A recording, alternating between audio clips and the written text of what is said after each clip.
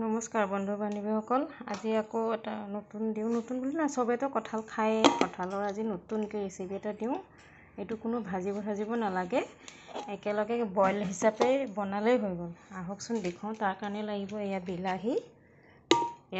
দেখিছে, গোটাকৈ কাটি লৈছোঁ। 2টা বিলাহী দিছোঁ। এয়া 3টামান পিঁয়াজ গোটাকৈ কাটি দিছোঁ। এয়া নহৰু। এইখিনি সামগ্ৰী আপুনি দি দিব, এনেকৈ প্ৰেছাৰত দি দিলে হ'ল। সব গোটাকৈ দিব। তাৰপিছতে আপুনি এই কঁঠালখিনি দি দিব। কঁঠালে আলুৱে এনেকৈ আপোনালোকে গোটেইখিনি ঢালি দিব। দিলে তাৰপিছতে আপুনি এইটো হালধি দিব অকণমান। হালধি দিলে এইটো নিমখ দিব, নিমখখিনি কিমান খায় আৰু সেয়া দিব। এইটো নিমখ দিলোঁ মই। তাৰপিছত অকণমান চেনি দিব, টেষ্টটো অকণমান চেনি অকণ দিলে ভাল আৰু। চেনি অকণ দিলে অকণমান মিঠা ভাৱটো আহি যায়, দিব। তাৰপিছতে আপোনালোকে গোটা জলকীয়াও দিব পাৰে। তাৰপিছতে অকণমান এয়া জলকীয়া গুড়ি দিছোঁ, এয়া দিলোঁ। তাৰপিছতে এইখিনি হ'ল আকৌ গোটা বস্তু। এয়া ডালচেনি গোটা, তেজপাত, লং গোটা, ইলাচি 2টা এয়া ফালি দিছোঁ মই। এয়া জিৰা গুড়ি, এয়া ধনিয়া গুড়ি, এইখিনি গোটেইখিনি আপোনালোকে এনেকৈ দিব।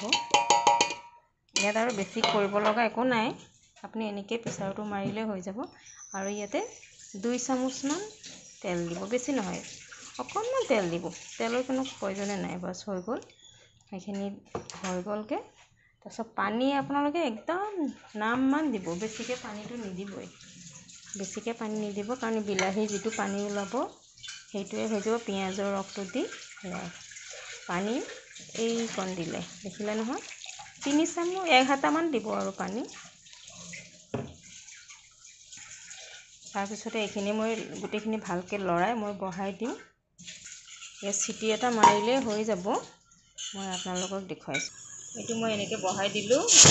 চিটি মাৰি দিলে 1 বা 2টা দি দিব। আপোনালোকে কেনেকৈ দিয়ে আপোনালোকে হিচাপটো জানিব।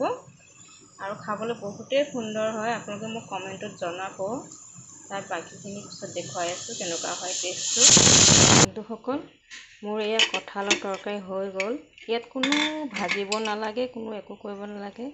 চব গোটা মছলাখিনি দি আপোনালোকে এনেকৈ গোটেইখিনি সানি পেলাই, যেনেকৈ আমি মাংসটো বনাওঁ, সানি পেলাই মেৰিনেট কৰি পেলাই বহাই দিওঁ, তেনেকৈ চব সানি তেলো সেই অকণমান লাগে